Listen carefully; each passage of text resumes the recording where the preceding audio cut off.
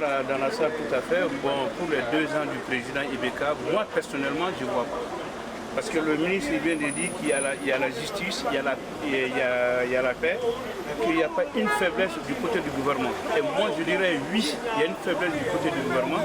Pendant 2 ans il est là. Comment ça s'est fait que jusqu'à présent il n'y a pas un gouvernement dans le comment ça s'appelle, à Kidal, hein?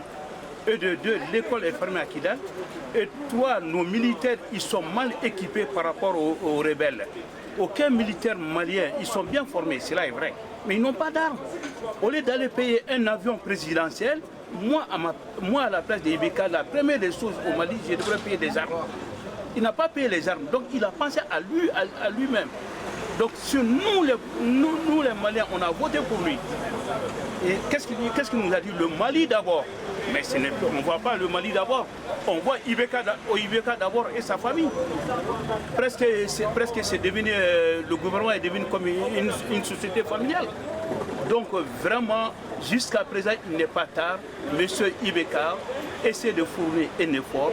Les Maliens, si vraiment vous avez du mal à avancer, demandez-nous, on pourra vous donner un coup de main.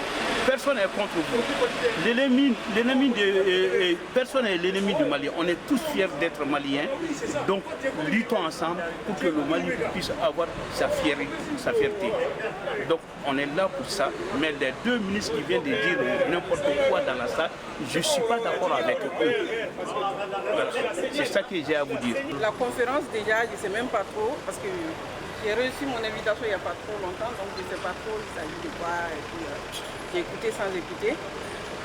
Les 2 ans d'Ibeka, moi je pense que pour le moment, les Maliens n'ont pas été satisfaits. Carrément, complètement, les Maliens n'ont pas été satisfaits. Je pense que l'État peut faire encore mieux.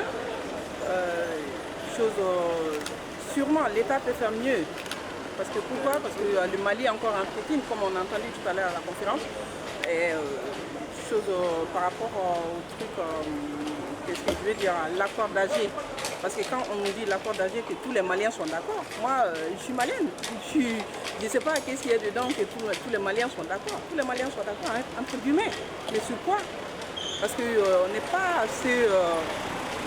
s'il s'agit d'informer, oui, mais pas suffisamment. Je pense que les Maliens n'ont pas été suffisamment informés sur cet accord-là. Donc ça, c'est l'accord d'Alger. Moi, je pense que Ibeka, ces 2 ans, il peut faire encore mieux.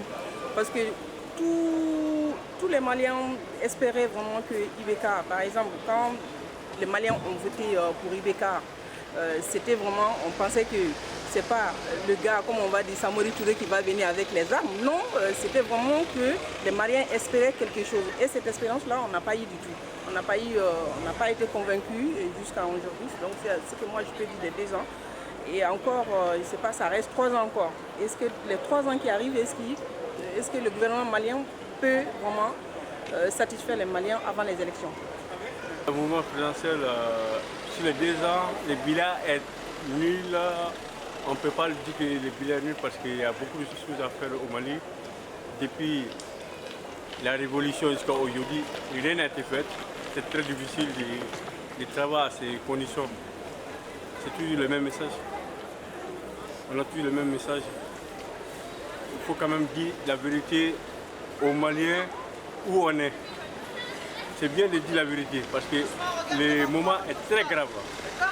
Quand on dit la vérité, on peut comprendre ce qui se passe. Mais quand on nous ment toujours, hein, on ne peut pas quand même savoir ce qui se passe au Mali. Nous, on sait, les Maliens de diaspora, ce qui se passe au Mali. Je m'appelle Boubacar Sow, malien de France et correspondant du journal Option. Donc, sur les 2 ans d'Ibeka, je crois que beaucoup de promesses ont été faites et qui n'ont pas été tenues. Le pays va de plus en plus mal, l'insécurité est de plus en plus galopante, des détournements de milliards se font en toute impunité. Le problème du Nord est plus compliqué qu'il ne l'était avant, sinon plus complexe. Pour la conférence de presse d'aujourd'hui, je crois que le ministre malien de l'économie numérique prend les gens certainement pour des maboules. Comment peut-il donner des chiffres sur le chômage et la lutte contre le chômage, sur les investissements? Il dit aux gens d'aller voir sur les sites, alors que sur son propre site internet, Mahamadou Kamara est encore ministre de la Communication. Alors que depuis janvier 2015, donc depuis presque 9 mois, Choguel Maïga est ministre de l'Information. Il n'a pas corrigé son site depuis 9 mois, son site n'a pas été revisité. Comment va-t-il dire aux gens d'aller voir sur les sites? Je lui demande simplement de prendre encore les Maliens beaucoup plus au sérieux. Quand il invite les gens et que l'heure arrive, ce n'est pas la peine de donner la priorité aux médias français pour faire une interview. Quand les Maliens sont dans la salle, ils méritent respect et considération. Donc l'interview de RFI peut attendre. Quand les Maliens sont dans la salle et que le ministre vient en retard, je crois qu'il devrait s'afficher à dire, à s'excuser et à faire sa conférence de presse plutôt que d'aller répondre à RFI. Les Maliens, pour moi, doivent être prioritaires par rapport aux médias étrangers. Il l'a fait une première fois en donnant une interview à France 24, sans passer par les canaux officiels du Mali, à savoir l'ORTM. Cette fois-ci encore, il réitère qu'il donne la priorité toujours aux médias étrangers. Je le dis simplement, comme j'ai dit presque dans tous les articles que j'écris, la communication politicienne ne saurait remplacer l'honnêteté dans la gestion des affaires publiques. Merci.